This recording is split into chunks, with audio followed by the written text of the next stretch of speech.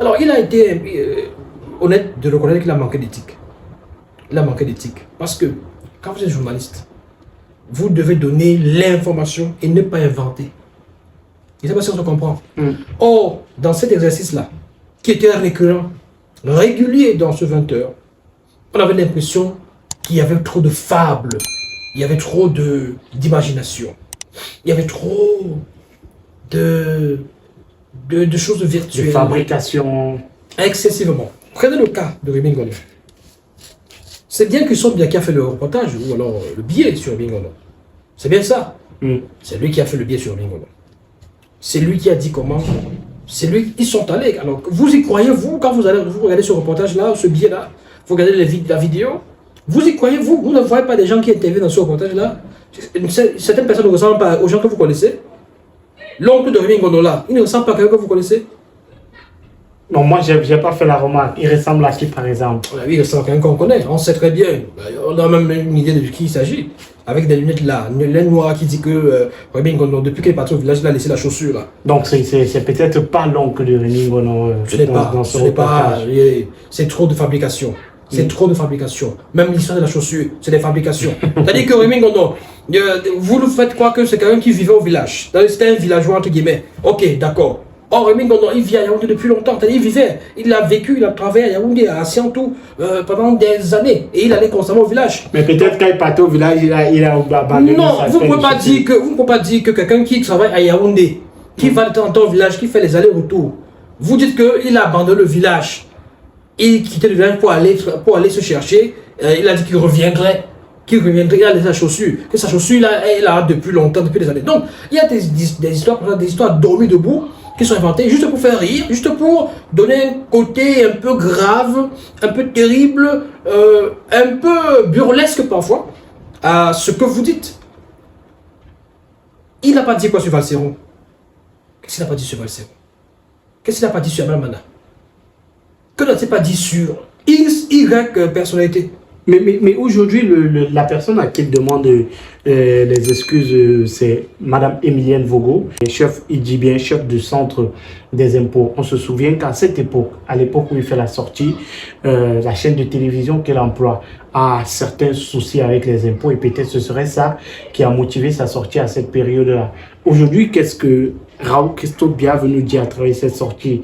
C'est que les problèmes que son média avait avec les impôts étaient avérés ou qu'est-ce qu'il veut exprimer à travers cette sortie? Il demande pardon. Il demande pardon parce que il se rend compte que c'est malsain. Il a bien parlé de l'image. Il a bien parlé de l'impact même sur la famille. Il se rend compte qu'il a peut-être détruit la vie de cette dame.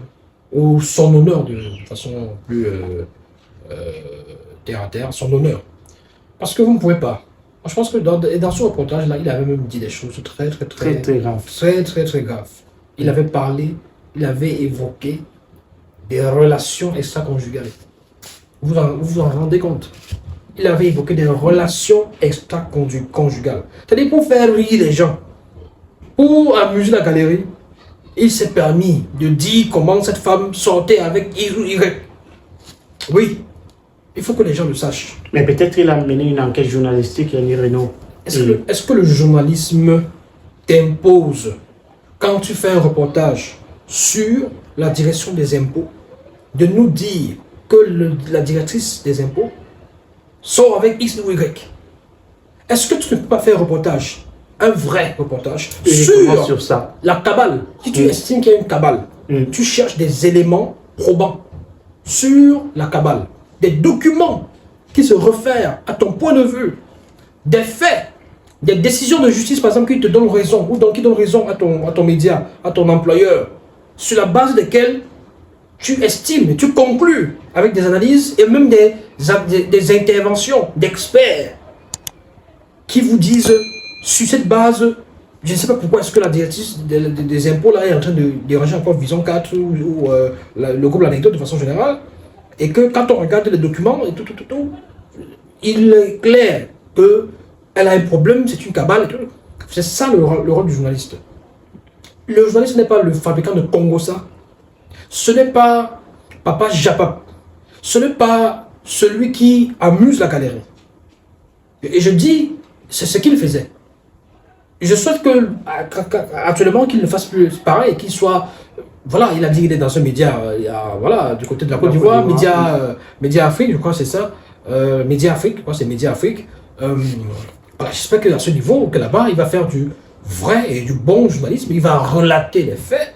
Il va déjà couvrir les faits. Il va aller sur le terrain, chercher les faits, recouper les faits, traiter l'information et diffuser l'information dans un style qui correspond à l'éthique et la déontologie journalistique et même à l'écriture journalistique. Parce que quand on relate des faits, on n'a pas forcément besoin de faire des rimes et des blagues et des vannes à tout bout de champ.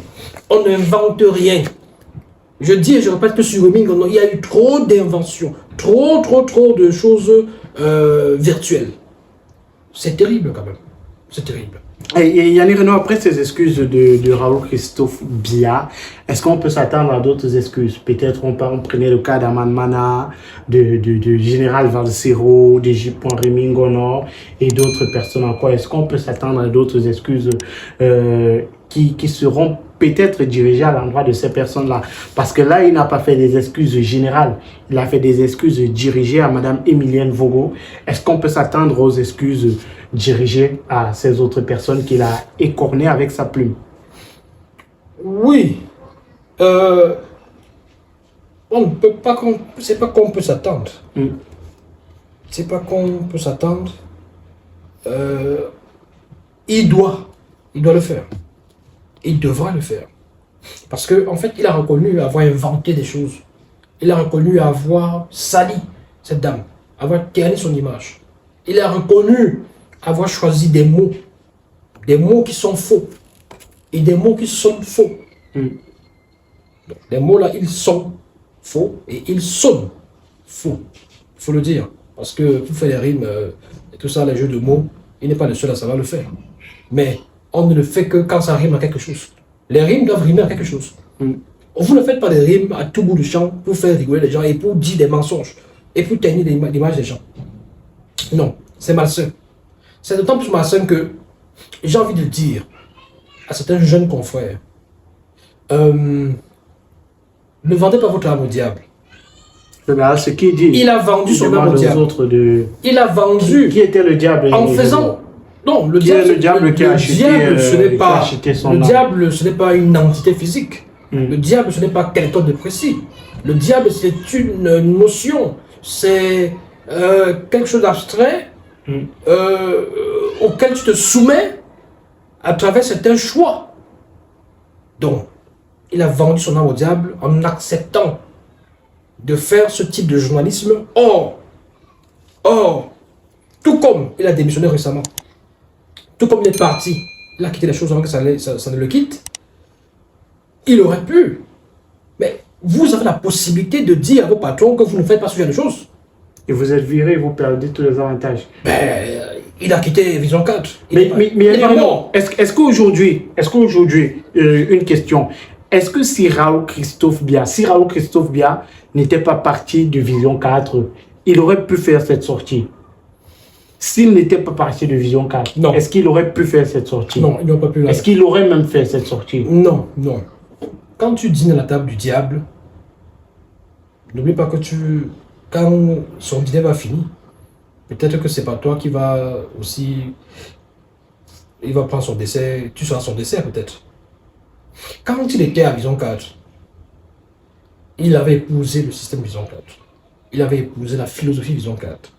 Il avait accepté de faire le sale boulot. Or, il aurait pu continuer à travailler à Vision 4. Ou alors, quand il arrivait, il aurait pu refuser de faire certains types de choses. Il n'aurait peut-être pas déniché le travail. Dès le début, il aurait pu dire non. Il ne peut pas faire comme ça, comme ça. Si vous avez de la personnalité, et si vous avez le talent, vous pouvez toujours prospérer dans le milieu. Si vous n'avez pas de personnalité, vous avez le talent.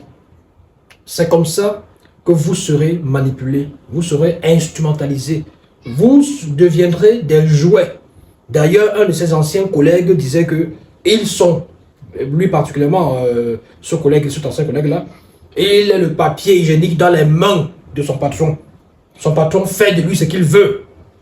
D'ailleurs, un de ses anciens collègues, actuellement dans les soucis judiciaires, avait dit que si son patron lui demande d'entrer dans un trou, il entrera. Donc, c'est cette conception négative et même pratiquement burlesque et ridicule de... Est-ce que c'est pas ça la loyauté finalement, Yannick Reno? La loyauté... Suivre son patron, suivre son ami, suivre la personne qui nous est chère à tout prix, à tous les prix. C'est pas ça la loyauté. C'est pas ça la loyauté, c'est du suivisme, c'est du béni-oui-oui. Simplement, quand vous faites ça, vous êtes un béni-oui-oui. On a travaillé dans des entreprises. Dans ce pays, entreprises de médias. Ben, que chacun prenne ça comme il veut, mais on n'accepte pas tout. Hein. On n'a pas tout accepté. Bien qu'étant loyal, ça dépend, hein, chacun est libre de voir ce qu'on appelle loyal, chacun voit midi passer sa porte, c'est pas tout le monde. On n'a pas les mêmes problèmes. On n'a pas les mêmes problèmes, on n'a pas les mêmes origines, on n'a pas les mêmes réalités, donc du coup, on n'a même pas les mêmes affinités. Il y a des gens qui sont en guise de loyauté, c'est parce que c'est le frère du village, c'est le cousin, on est obligé de le suivre partout, il fait même des conneries, on le suit. Il demande de faire n'importe quoi, on accepte, on ne réfléchit pas, on ne raisonne pas, on ne le raisonne pas aussi. C'est-à-dire, on ne lui dit pas, on ne lui dit jamais que gars, ou tonton, ou vraiment grand. Ce que tu me demandes de faire là, est-ce que c'est normal? Est-ce que c'est bien? Est-ce que c'est conforme à l'éthique et à la déontologie de ce que nous avons comme médias? Non. Je ne suis pas. Si on fait ça, on aura des problèmes. Hein. Avec le CNC, est-ce que ces gens sont capables de dire ça comme ça? Vous parlez de loyauté, mais c'est quand ça barde, quand ça sent mauvais. Vous voyez la loyauté de la part de ceux pour qui vous êtes loyaux. On vous arrête, on prend des caméras, on enlève vos chaussures, on vous filme et on vous expose comme ça devant tout le monde, devant un monde de vision. C'est ça la loyauté aussi. La loyauté, c'est vice versa, c'est réciproque. C'est pas forcément le cas. On avait quelqu'un qui avait l'air d'être loyal envers celui que nous connaissons. Par la suite, ils ont eu le problème et c'est la police qui est venue le chercher. Il a déchaussé devant tout le monde. D'ailleurs, il a arrêté ses chaussures devant la caméra. Il voulait montrer quel message voulait-il passer aux gens. On appelle ça la loyauté. Et pour un monsieur comme ça, là, vous êtes prêt à faire n'importe quoi. Vous êtes prêt à insulter des gens. Des éminents journalistes, donc des modèles et des légendes de la profession, comme Aman Mana. On vous demande de faire des choses. Vous allez écrire des sornettes, des balivernes, des conneries. Comme un bon petit guignol. Et vous faites jusqu'à ce que ça passe aux 20h et on applaudit. Mais vous êtes ridicule. Vous êtes ridicule. Le grand reporter Raoul Christophe Bia qui demande des excuses à Madame Emilienne Vogo pour ce reportage à charge qu'il a fait sur elle. Il y a de cela plusieurs mois, cette sortie qu'il a fait à travers ses réseaux sociaux fait la une des médias aujourd'hui. Et on analysait cette sortie-là et surtout les différentes sorties de Raoul Christophe Bia. On en parlait il y a un instant. J. Remingono, Général Valsero, Aman Mana et plusieurs autres personnes qui ont été écornées à plusieurs reprises par sa plume. Merci à tous d'avoir regardé ce contenu. Merci Yannick Reno. Merci mon cher Magique et merci également à tous les abonnés. Si vous êtes nouveau sur la chaîne, abonnez-vous et cliquez sur la cloche de notification pour ne pas manquer nos prochaines vidéos. Donnez vos propres avis en commentaire et likez la vidéo. Merci, à la prochaine.